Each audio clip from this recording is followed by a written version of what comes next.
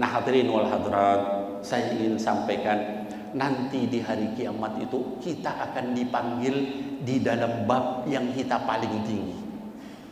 Ada orang yang dipanggil dari pintu sodakoh. Kenapa? Dia sodakoh, tangan kanannya ngasih, tangan kirinya nggak tahu. Saking apa? Setelah sodakoh itu dia lupa, ya. Ngasih dia nggak ingat, nggak hitung-hitung. Saya juga punya teman kayak begitu, orang kaya juga. Itu kalau ketemu saya, ya, ngasih uang nggak kira-kira. Saya bilang kita cuma ketemu doang, bukan saya aja yang dikasih, supir saya dikasih. Sekali ngasih 200.000, supir saya dikasih. Ya. Kalau misalnya di mana nanti dia ngasih, itu ada berapa orang, ada segala kasih semua. Kaya luar biasa. Mungkin dia masuk dari pintu sodako, tadi pintu tahajud. Ada yang dari pintu salawat, ada yang dari pintu baca Al-Quran, ada yang dari pintu sholat tepat waktu, ada yang dari pintu dia tidak pernah ngomongin orang selama-lamanya, ya.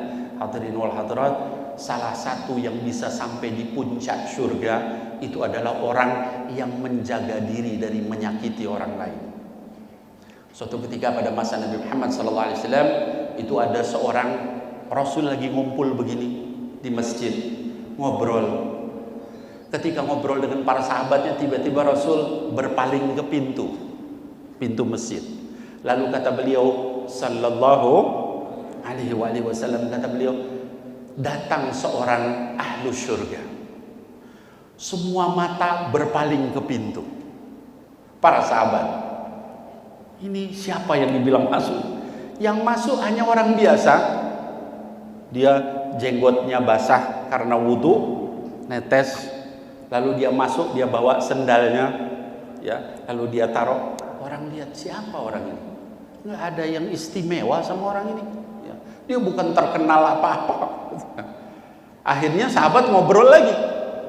Besoknya lagi kumpul lagi dengan Nabi Muhammad SAW, para sahabat. Rasul tiba-tiba berpaling lagi ke pintu sambil beliau berkata, Ja'a rajulun min ahlil jannah, akan datang seorang dari ahlu surga. Sahabat berpaling lagi ke pintu. Yang masuk siapa? Bapak Ibu sekalian, orang kemarin itu.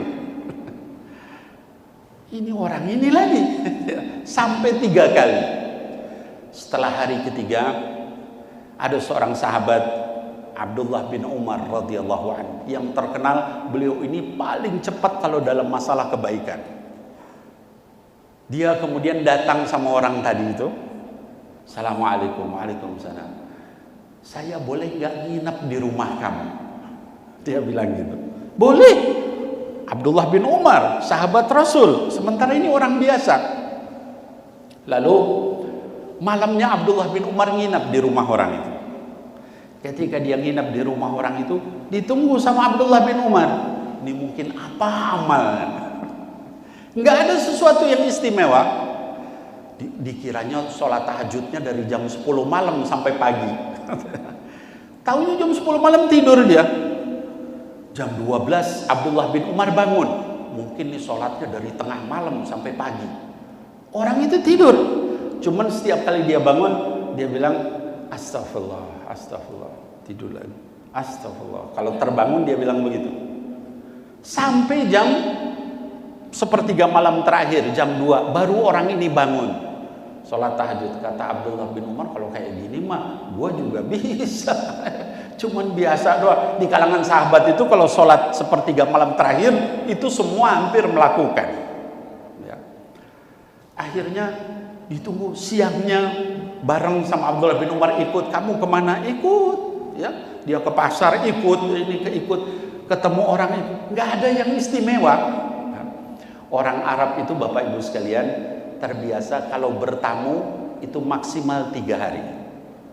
Setelah 3 hari maka sahibul bait boleh bertanya, kamu itu kesini mau apa? Tapi sebelum 3 hari dalam budaya Arab kalau kita bertamu nggak boleh ditanya. Dia mau nginep silakan nginep, mau makan ayo makan, nggak boleh ditanya. Sampai 3 hari, setelah 3 hari Ibnu Umar menyerah. Terus dia bilang sama orang itu, saya mau pamit. Dia lemas karena dia tidak melihat ada yang istimewa. Mungkin ini orang kebetulan aja dia masuk surga, tahu apa amalnya ini orang. Kemudian pas pamit, kata orang itu, ya silahkan. Nggak berapa lama ditarik tangannya sama orang itu. Mungkin kamu itu kesini itu mendengar Rasul bilang begitu tadi, dan akan datang seorang ahli surga. Kata Abdullah bin Umar, Ibnu Umar, iya, saya bingung kok kamu ini nggak ada sesuatu yang istimewa, tapi kok dibilang masuk surga? Kalau tadi sholat apa itu juga aku juga begitu, bahkan lebih dari itu. Apa jawab orang ini, Bapak Ibu sekalian? Dia bilang, saya memang seperti itu, tidak ada lebih, tidak ada kurang, kecuali ada satu hal. Apa itu? Kata Abdullah bin Umar, saya tidak pernah ngomongin orang seumur hidup saya. Saya tidak pernah mencaci maki orang seumur hidup saya. Saya tidak pernah iri hati sama satu orang pun seumur hidup saya. Kalau ada orang yang dapat kebaikan, saya yang pertama bersyukur. Alhamdulillah si Anu dikasih ini. Alhamdulillah si Anu dapat ini. Alhamdulillah. Nggak ada sedikit pun dalam hati saya buruk sama orang. Kata Abdullah bin Umar, subhanallah, rupanya itu yang bikin kamu masuk surga. Hadirin wal hadirat rahimakumullah. Ada orang yang masuk surga karena tadi itu tidak punya jahat sama orang lain, ya. Dia selalu baik sama orang lain. Maka kita jaga, ya. Jangan sampai kita kerjaannya ngomongin orang, jelekin orang, caci maki orang, akhirnya kita nanti malah tidak bisa masuk surga dan menjadi orang yang bangkrut.